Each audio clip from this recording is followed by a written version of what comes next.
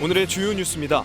군산 홍어 문제의 원인과 대책을 찾아보는 연속보도 세 번째, 오늘은 제값을 받기 위한 대책을 보도합니다. 군산 홍어의 가치를 제대로 평가받기 위해서는 지역성을 살린 특화 상품 개발과 브랜드화 정책이 속도를 내야 한다는 지적이 많습니다. 익산시가 내년부터 쌀 대체 작물을 재배하면 지원을 받을 수 있게 됐습니다. 시의회는 쌀값 폭락에 대비해 대체 작물을 지원하는 내용의 조례를 전국에서 처음으로 제정해 그 근거를 마련했습니다. 익산 공공하수처리장의 하수 찌꺼기 감량화 설비가 4년 만에 구축돼 시범 가동에 들어갔습니다. 6개월 후인 8월부터 본격적인 가동에 들어가면 처리 비용과 악취 발생을 줄이고 찌꺼기 처리 과정에서 바이오가스를 생산해 수익도 얻게 됩니다.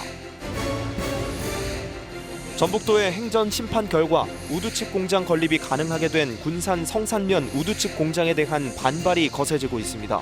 주민들은 물론 환경단체와 학부모 단체들도 친환경 농업과 공공급식에 오염 우려가 있다며 반대하고 있습니다. 여러분 안녕하십니까? 3월 29일 수요일 종합뉴스입니다. 같은 어종이지만 흑산도 홍어에 비해 제값을 못 받고 있던 군산 홍어에 대한 연속 보도 세 번째입니다. 군산 홍어의 제값 받기를 위해서는 지역성을 살린 특화 상품 개발과 브랜드 정책이 시급하다는 지적이 많습니다. 김수정 기자의 보도입니다. 위판장에서 만난 어민들은 군산 홍어의 가격 살리기 핵심은 지역성을 살린 군산 홍어 브랜드화라고 말합니다. 이유는 브랜드화이고 인자 브랜드 가지고 후발주자고 그거는 선발주자고 그 차이고 맛은 사실 비슷하다고 하더라고요. 그 홍어가 군산 홍어의 낮은 가격은 군산 홍어의 공급량이 많다는 것과 흑산도 홍어에 비해 고급 홍어라는 인식이 없기 때문이었습니다. 군산 근해 연승자망협회는 올해 어획량 쿼터제를 적용해 군산 홍어의 어획량을 조절하고 흑산도 홍어처럼 홍어에 바코드를 넣어 소비자들의 인식을 높이겠다는 계획입니다. 1년이면 뭐 1,200톤에서 1,500톤이 나와요. 이게 흑산도의 3배가 나오는 거죠.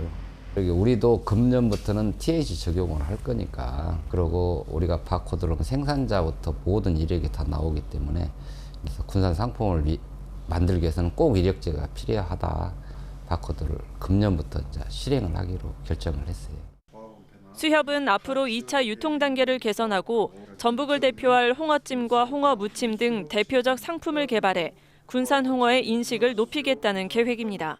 행사의 마지막 메인 메뉴로 홍어 삭힌 요리가 나온다든지 그런 그 브랜드성이 딱 있으면 그 집 가가지고 오늘 제대로 잘 먹었구나라는 느낌을 받아야 하는데 전라북도는 이 시장이 이제 막 시작되고 있는 걸음마 단계라고 보는 거죠.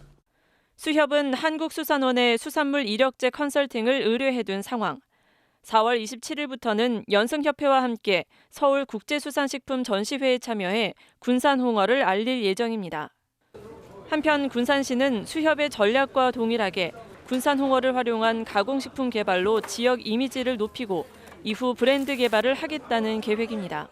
어느 정도 틀은 잡긴 했어요. 앞으로 어떻게 할 건지. 근데 이제 방향을 어느 정도 수를 해보라 생각했기 때문에 당장 저희가 이걸 해가지고 아직 이렇게 애매해가지고. 군산 홍어의 브랜드 정책이 시급하다는 어민들의 다급한 목소리에 비해 군산시의 발걸음은 더디기만 하다는 지적이 많습니다.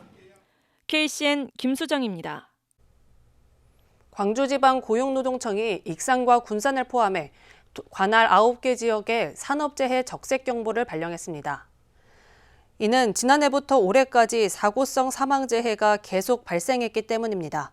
지역별로 보면 군산 5명, 익산 2명, 목포 6명, 완도 2명 등 사고성 사망자가 발생하고 있습니다. 한편 노동청은 올해부터 사망사고 발생 현황에 따라 산업재해 경보제도를 시행합니다.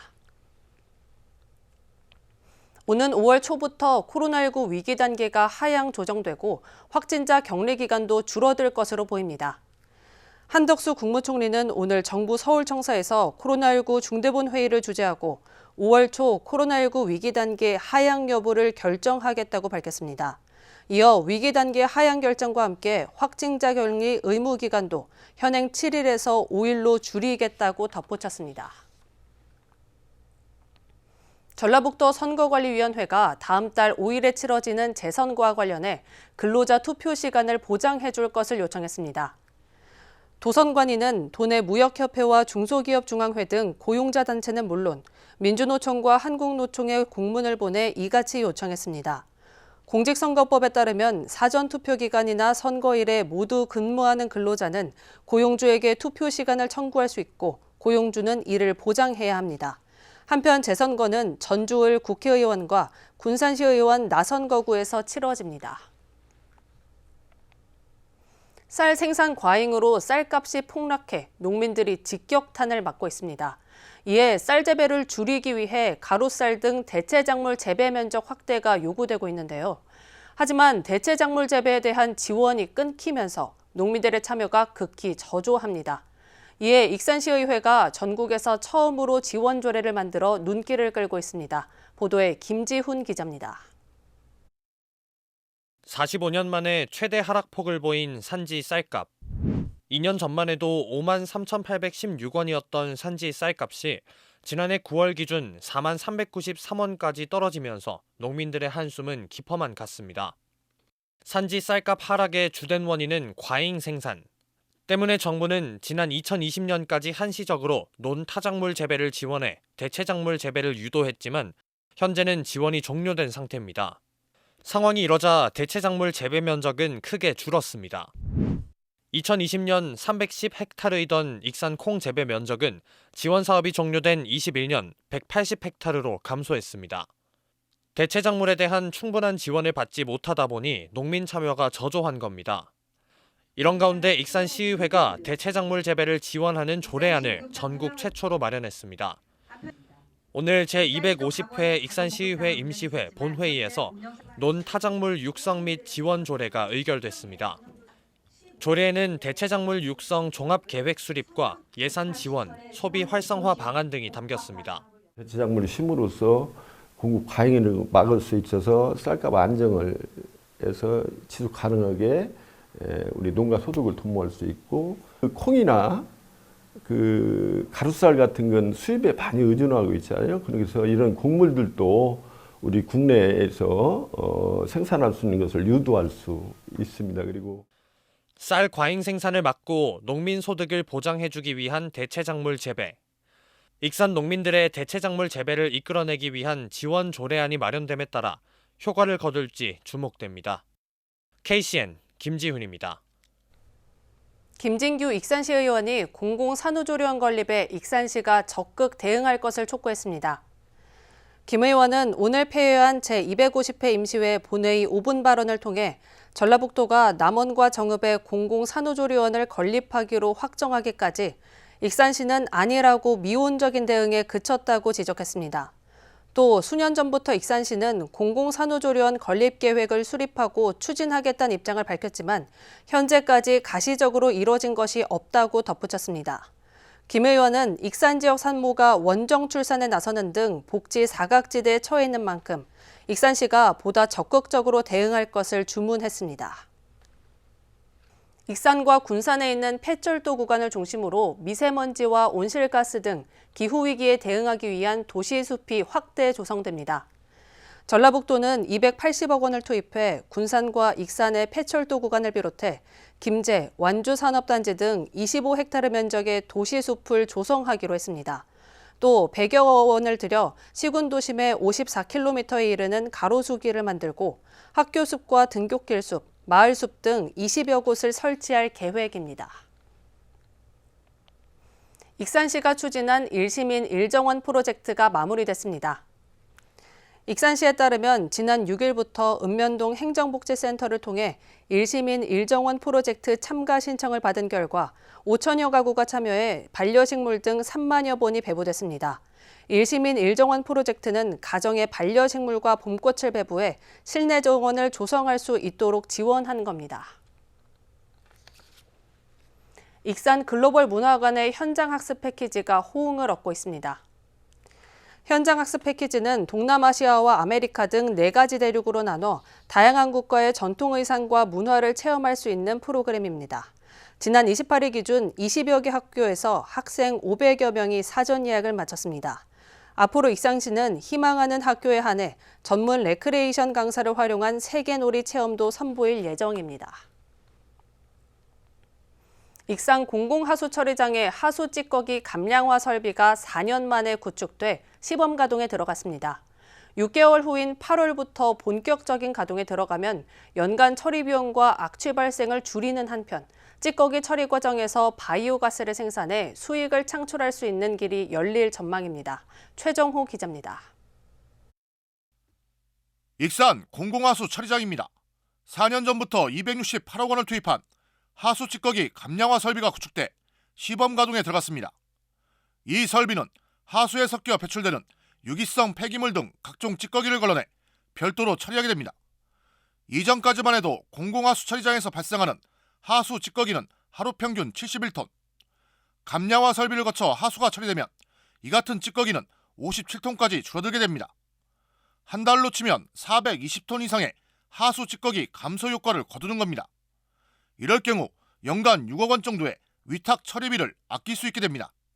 하수 찌꺼기 발생량을 하루 71톤에서 57톤으로 약 20% 정도 줄일 수가 있어서 연간 6억 원 정도의 위탁 처리비 절감과 시범 가동되고 있는 하수 찌꺼기 감량화 설비는 기계 작동 상황 등을 살펴보기 위해 완전 밀폐되지 않은 상태입니다. 건물형 설비인 만큼 오는 8월부터 본격 운영에 들어가면 악취 저감 효과로 민원 발생도 줄어들 것으로 예상됩니다. 특히 하수 찌꺼기 처리 과정에 미생물 처리 공법이 적용됩니다. 이 과정에서 발생되는 것이 바이오가스. 하루 평균 9,910 노벌立方미터의 가스를 생산할 수 있습니다. 이 가스는 팔 수 있어 연간 7억 원 이상의 수익을 창출할 수 있을 것으로 예상되고 있습니다. 바이오가스 판매를 통해서 연간 7억 원 정도의 부가 수익이 발생하여 하수 처리장 운영비가 절감된 효과가 있을 것으로 예상되며 또한 악취도 저감되어 인근 지역 민원 해소에 큰 도움이 될 거라고 생각됩니다. 하루 70톤이 넘게 발생하는 하수 찌꺼기를 줄이고 이를 활용하기 위해 구축한 감량화 설비. 찌꺼기 처리 비용과 악취 발생도 줄이고 가스 판매를 통한 수익도 거둘 수 있는 일석삼조 효과를 거둘지 주목됩니다. KCN 최정우입니다. 전북도가 도내 사회적 경제 생태계 조성과 자생력 강화에 나섰습니다. 전북도는 재정지원 사업 공모를 통해 사회적 경제기업 71곳을 선정하고 일자리 창출과 사업개발비 등 4개 분야에 32억 원을 지원합니다. 또 예비사회적 기업 5곳을 신규 지정하고 앞으로 3년 동안 경영 컨설팅 등을 지원할 예정입니다. 도는 반기별 예비사회적 기업 지정 공모와 분기별 재정지원 사업을 추진할 계획입니다. 지난해 도내 소비자 물가가 10년 전인 2012년에 비해 16.1% 상승한 것으로 나타났습니다.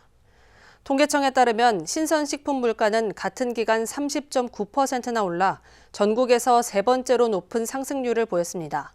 품목별로는 어류와 폐류가 41.3%, 과일류 29.2%, 채소류는 24.1%가 올랐습니다. 지난 10년 동안 도내 연평균 소비자 물가 상승률은 1.5%였지만 코로나19와 국제적인 환경 변화로 최근 2년간 상승률은 8.1%로 매우 가팔랐습니다. 익산시가 시행하는 공공급식에 대해 일선 학교의 만족도가 높게 나왔습니다.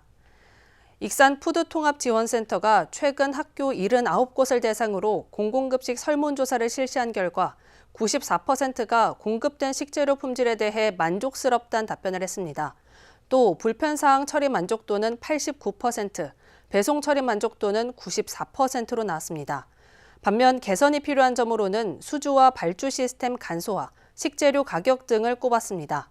한편 익산시는 올해부터 공공급식에 나서 84개 학교와 22개 사립유치원 등 31,555명 학생을 대상으로 식재료를 공급하고 있습니다. 군산시가 사용하지 않는 농기계 임대사업용 농기계를 지역 농업인에게 공개 매각합니다. 매각 농기계는 굴삭기, 트랙터 등 31종 35대입니다. 농업경영체 등록 농업인은 4월 4일까지 입찰에 참여할 수 있고 일부 기종은 관련 자격증을 취득한 사람만 가능합니다.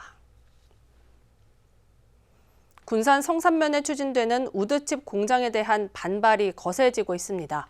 전북도가 우드칩 공장 추진에 업체 측 손을 들어주면서 주민들에 이어 환경단체와 학부모 단체까지 반대하고 나섰는데요. 군산시는 행정심판에 반박할 대안을 찾고 있습니다. 모형숙 기자입니다. 군산시청 정문 앞.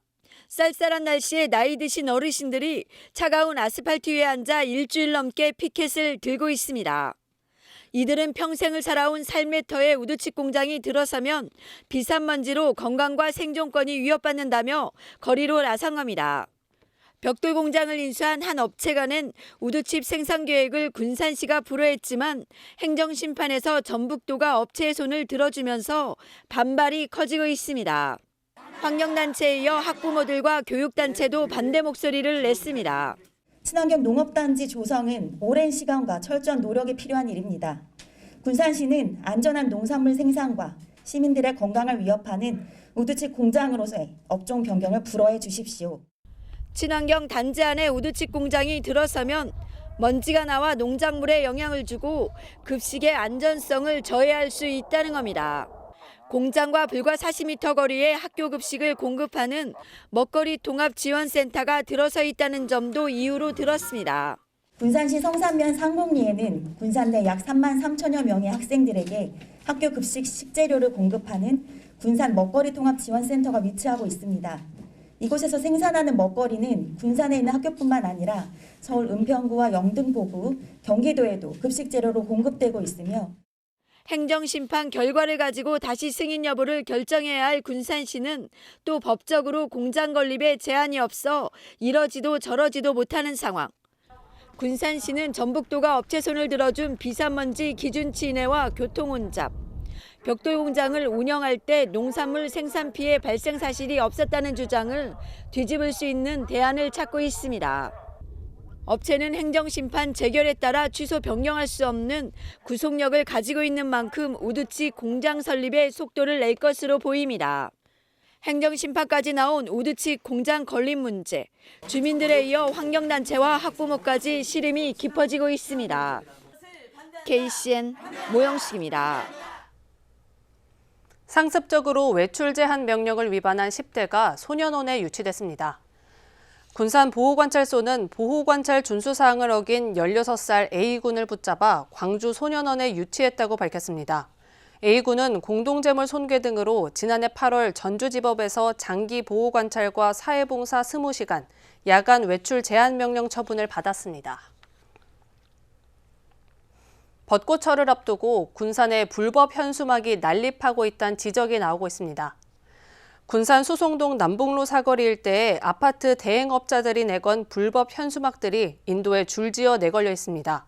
또 미장동과 지곡동, 나운동을 비롯해 관광객들이 많이 찾는 은파 호수공원 진입로 일대도 사정은 마찬가지입니다. 불법 현수막이 무분별하게 걸려있는 탓에 도심 미관을 해칠 뿐 아니라 보행자의 안전을 위협하거나 차량 통행을 방해하고 있다는 지적이 나오고 있습니다. 오늘 0시 기준 국내 코로나19 신규 확진자는 13,134명입니다. 중앙방역대책본부에 따르면 위중증 환자는 150명, 사망자는 14명입니다. 한편 도내 코로나19 신규 확진자는 612명으로 어제보다 99명 늘었습니다. 전주가 241명, 군산 75명, 익산 48명 등입니다. 계속해서 전북권 뉴스입니다. 부안군 변산면 수성당 인근 절벽에서 30대 남성이 떨어졌습니다. 전라북도 소방본부에 따르면 지난 28일 오후 4시 40분쯤 부안군 변산면 수성당 인근 절벽에서 30대 남성이 20m 아래로 떨어져 병원으로 옮겨졌지만 숨졌습니다. 이 남성은 가족과 함께 놀러와 절벽 위에서 쉬던 중 일어나다가 추락한 것으로 알려졌습니다. 경찰은 정확한 사고 원인을 조사하고 있습니다.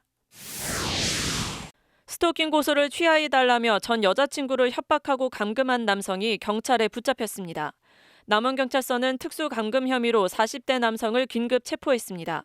이 남성은 지난 28일 저녁 7시쯤 전 여자친구를 찾아가 고소를 취하해달라며 흉기로 위협하고 자신의 차와 펜션에 9시간가량 감금한 혐의를 받고 있습니다. 앞서 피해 여성은 이 남성을 스토킹 혐의로 경찰에 신고했고 남성에게는 지난 17일 접근 금지 조치가 내려진 상태였습니다. 횡단보도를 건너다 길 한가운데 고립된 70대를 보고도 경찰 오토바이가 그냥 가버려 보행자 보호를 외면했다는 지적이 일고 있습니다. 전북경찰청에 따르면 지난 24일 오후 3시 25분쯤 전주시 덕진구 금암동의 횡단보도를 건너던 70대 노인 A씨가 보행신호가 바뀌면서 길 한가운데 우두커니 서 있었습니다. 이때 기동훈련을 하던 경찰 오토바이 3대가 아무런 보호 조치도 하지 않고 지나갔고 오히려 A씨는 지나가던 시민의 도움을 받아 무사히 횡단보도를 건넜습니다.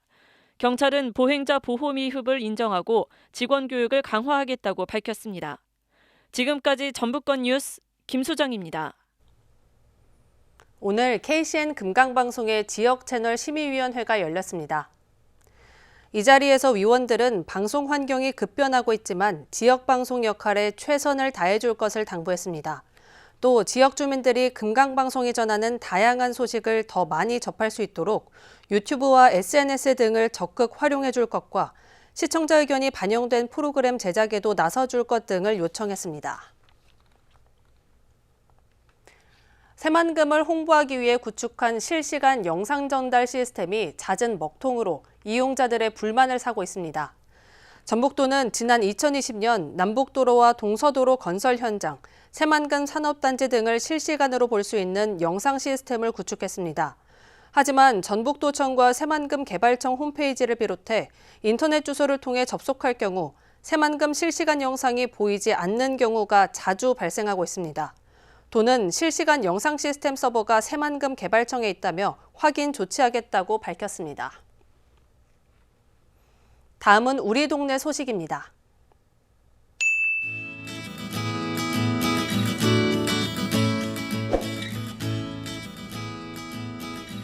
군산시 옥구읍이 지난 28일 옥구 지역아동센터에서 거동이 불편한 독거노인과 장애인 40가구를 대상으로 밑반찬을 만들어서 전달했습니다. 반찬 나눔은 매월 마지막 주 화요일마다 옥구읍 마음복지사업으로 진행하고 있습니다.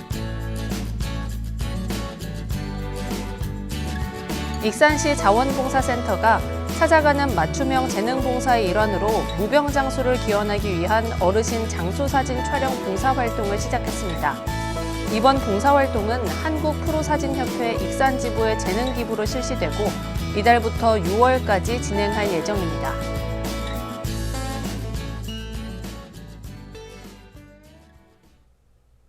이어서 내일의 날씨입니다.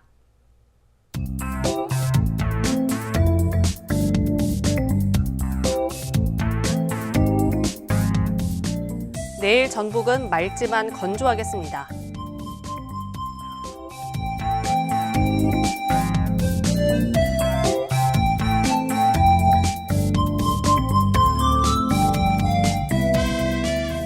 내일 도내 기온은 2도에서 23도까지 올라 일교차가 크겠으니 환절기 건강관리에 유의하시기 바랍니다. 내일 군산은 맑고 18도까지 오르겠습니다.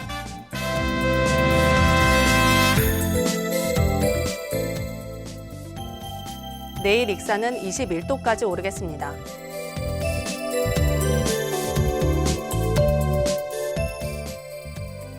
바다의 물결은 서해남부 모든 해상에서 잔잔하겠습니다. 날씨였습니다.